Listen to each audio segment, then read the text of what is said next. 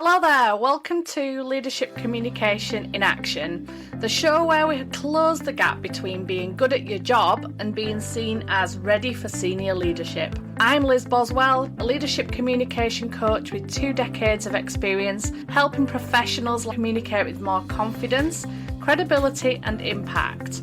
This podcast is for high-performing women who are navigating leadership transitions, speaking up in senior conversations, and ready to stop second-guessing themselves at work. I created this podcast because for years I believed I wasn't a leader.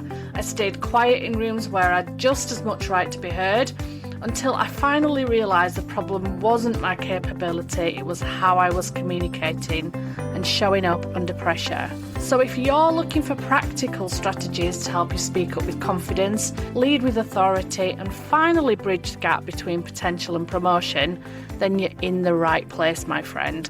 Let's get started. Let's have a conversation about leadership feedback. It can shape your confidence, your career, and even whether you put yourself forward for your next promotion. But what happens when it goes wrong? What happens when the feedback you receive isn't really feedback at all? So, have you ever been told you're too bossy, too direct, or that you need to soften your communication? And then you've walked away wondering, what just happened? What on earth am I supposed to do with that? If you can relate, then pull up a chair and let's talk about it. Because honestly, today I am ready to challenge this. I want to talk to you about one of the biggest problems that I see in leadership development for women. Those labels, honestly, they're not behaviours, are they? Those labels, they make me twitch because at the end of the day, bossy, direct, too much, they're opinions. And we need to figure out how we're going to deal with this, because unless you understand the behaviour behind the opinion, you can't decide whether it's something worth changing or whether you should ignore it. So let's get into it then. One of the biggest privileges, to be honest, for me as a leadership coach is getting a behind-the-scenes look at what women leaders are really thinking after they've received feedback. Because on the outside, they appear calm, capable, professional. They're like the swan, aren't they? Gliding along there, but underneath, it's the churning away, the legs kicking and thinking, how am I going to deal with that? We're replaying conversations in your head. You're second-guessing yourself, wondering, have I damaged my reputation with something that I've said, something that I've done? Have I upset someone? And maybe you're questioning yourself as well, thinking, should I just stop speaking up altogether? And you're almost becoming a mute in those leadership meetings. One of my clients came to me recently for a leadership coaching session, and she looked completely deflated. It was on Zoom, but I could see just her energy. She was just really flat, so I had to ask her what was wrong. And she told me that she'd spent the previous 3 weeks leading up to this coaching session thinking about one comment that she'd had from her line manager. 3 weeks. And it had been going on in her head. She'd been thinking about it at night, talking to her husband about it, taking it back into work the next day with it in her mind while she's having a conversation with people. And the feedback that she'd been given was simply, you're coming across as too bossy. And the thing that made it even more confusing for her was that she'd deliberately been trying to become more decisive. It was something that we'd been working on with her leadership communication. She'd been working so hard on making quicker decisions, communicating with more confidence, stepping into her leadership. And she just couldn't understand what she'd been doing wrong. And she said to me, I feel like I can't win, Liz. And if you've ever experienced something similar yourself as well, maybe if you've been told that you're too direct or too assertive, too blunt or too much, and if you've been left with feedback that sounds important, but it's so vague that you don't actually know what to do with it, and you're really not sure whether there's something you need to change. So this is exactly why I offer discovery calls, actually. So if you've recently received leadership feedback that's left you feeling confused and that's still going around in your head, then please don't sit with it for weeks trying to work it out on your own. Sometimes just one conversation is enough to help you separate what's useful from simply someone's interpretation, and it can give you clarity and confidence about what to do next. And I'll leave the link in the show notes. But first, let's just dig into this a little bit more then, and let's unpack why this type of feedback is so difficult for us to process. Here's a belief that I want to challenge with you today. We often assume that all feedback is factual and based on evidence, but it isn't.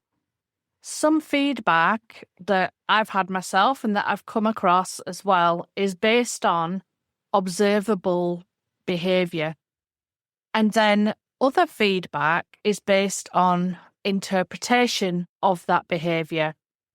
And those are two very, very different things.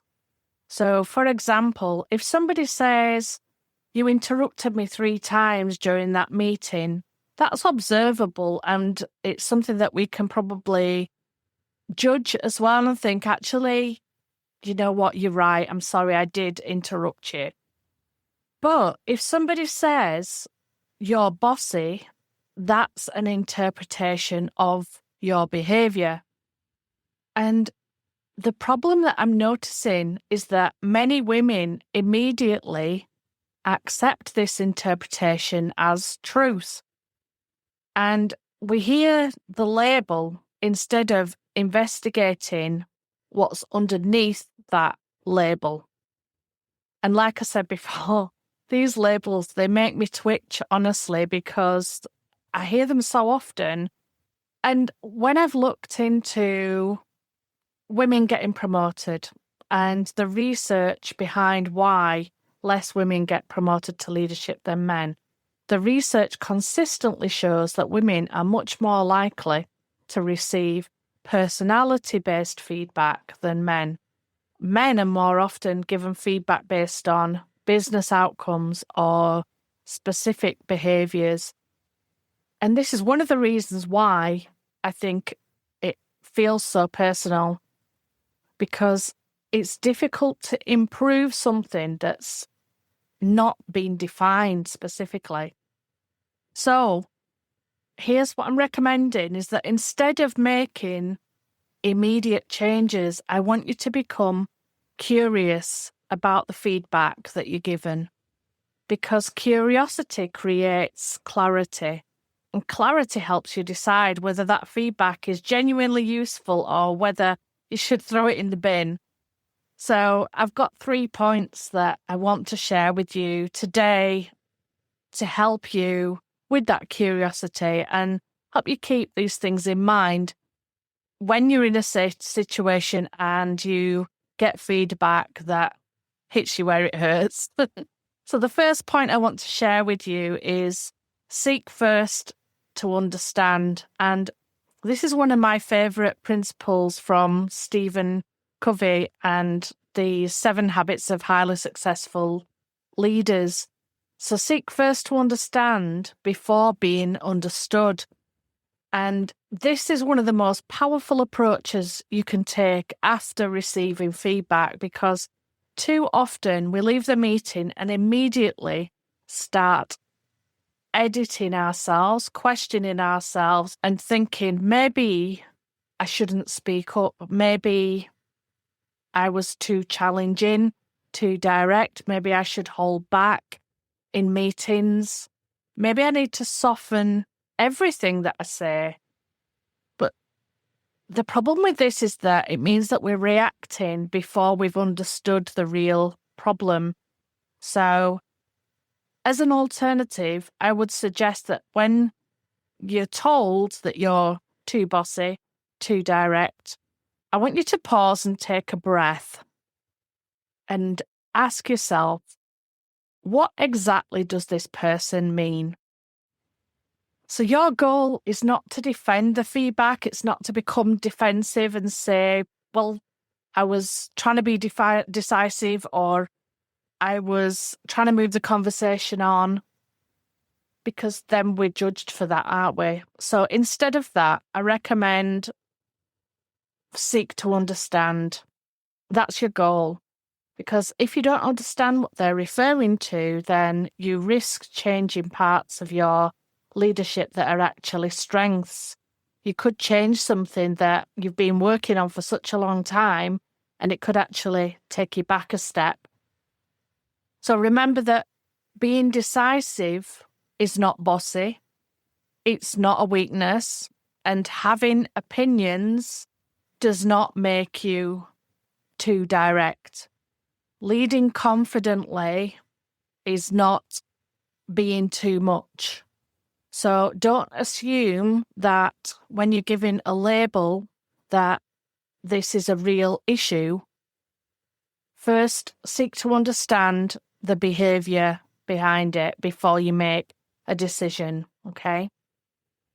So point number 2 then is, once you've got that clarity, then I want you to take it a step further and ask for specific examples.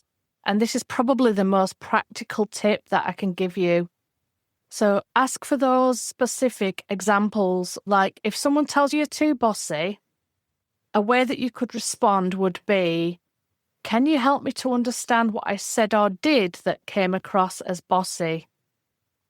Or you could say, can you give me an example of a recent situation where someone would have described me as being bossy?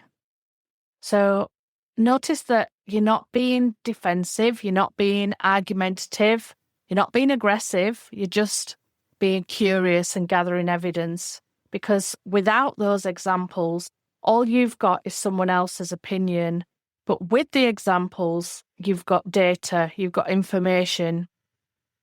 So what I've heard in the past when I've done this myself is someone coming back and saying, I was interrupting people or speaking over someone in meetings. So that could be seen as being too challenging or being too bossy, or, yeah. So maybe they say that you've been dismissive and shut conversations down too quickly without listening to everybody's perspective.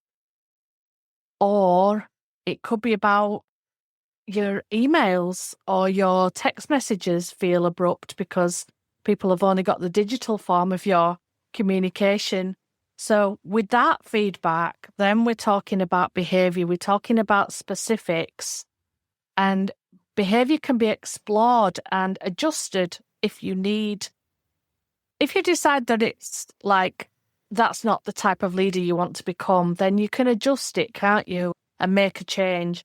But with a label, you can't, because labels stick, and that's not what we want. So if they say they can't provide examples, then that might tell you something as well. That might give you a bit of a clue about the feedback and what you want to do with it. If you're listening to this and you're thinking, you know what, I wish I'd known this before my last appraisal, or, oh no, why have I kept carrying around that feedback for so long? I don't know what to do with it. Then this is exactly the type of conversation we can have on a discovery call. If you're interested in that, then we can interpret the feedback objectively and work out what's useful for you, what's subjective, what you should keep, where you could change, and what are the next steps to help you strengthen your leadership communication rather than undermine your confidence. And yes, so the link's in the show notes if you want to book a discovery call. Finally, the teaching point number 3 is ask for recommendations of what they'd like to see you do differently. So here's the final question then that you could ask your manager. What would you like to see me do differently next time? And this moves the conversation from criticism into coaching, because now you're asking for actionable guidance instead of hearing from them. Be less direct. That you can't even do anything with that, can you? So instead, I would ask you to stay curious. If that's what they say, just be less direct. That's a negative. What you need a positive, proactive behaviour. So what you're looking for is for them to say something like, I would like you to ask 1 or 2 questions before presenting your recommendation, or I would like you to open up to the room and ask for input from other members of the team before making a decision. Or another option might be, they might say something like, before you tell us your decision, could you give us more of an explanation of how you've come to that decision so that we can see you've been collaborative rather than dismissive? So you can see that this evidence can really be powerful. And that's the brilliant thing about feedback. When it's good and when it's done in a productive way, it can really help us to progress quickly into leadership. So look for the examples, not the label. I have to share with you as well another time when a client came to me because she'd been overlooked for promotion more than one occasion. The feedback that she'd got when she said, why did she not get promoted? Why did someone else get promoted above her? She got told that she needed more executive presence, shall we say, because she was too direct. And her immediate reaction was, well, I need some training around assertiveness then. But when we started looking into it and talking about assertiveness and what that looked like, and we explored the feedback that she'd had, something really interesting happened, was that she realised nobody had actually explained to her what they meant. So when I said to her, well, what does good look like? What does assertive look like? Nobody had actually identified the specific situations where they could describe her as being too bossy or too direct. So she'd accepted that label without questioning it. And once she went back and asked for clarity, the conversation became completely different. She had behaviours that she could work on. And those are the things we worked on in the coaching as well. And over time, she made those changes. People could see the changes. She was working more collaboratively in the leadership team. They could see the value that she was bringing. And next time a promotion opportunity came up, she went for it and she got that promotion purely because she'd been more curious and asked for examples. So this is my hope for you then, and here's what I'd love you to take away from today's conversation, is the next time, hopefully you won't get this feedback, but if you do, or if you have been given feedback like you're too bossy, you're too direct, you need more presence, then don't immediately jump to changing yourself or filtering your communication, because you might just be pushing yourself backwards, making yourself less visible. So instead, just be curious, ask what it means, what behaviours is this person referring to, can you give me examples, and what would they like to see instead? Remember, if you get vague labels, just rip up the label, throw it in the bin, because that doesn't help. We don't want labels to stick, basically, do we? So aim for clarity and just remember, progress over perfection. You don't need to implement every single piece of feedback you receive. You can filter those out, and you certainly don't need to become a different person overnight when you step into leadership.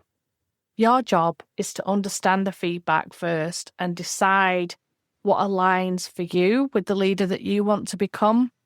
And then you can make intentional changes if they're genuinely helpful. So don't carry that feedback around with you. Let's work through it together. Remember, you can always book a call with me if you need to, and the link's in the show notes, and I can help you create the space to interpret that feedback, because I don't want you carrying it around and believing it when people tell you that you're bossy, because you're not. Thanks so much for joining me today. If this episode has resonated with you, then I'd love it if you could share it with another woman leader who might need to hear this message as well.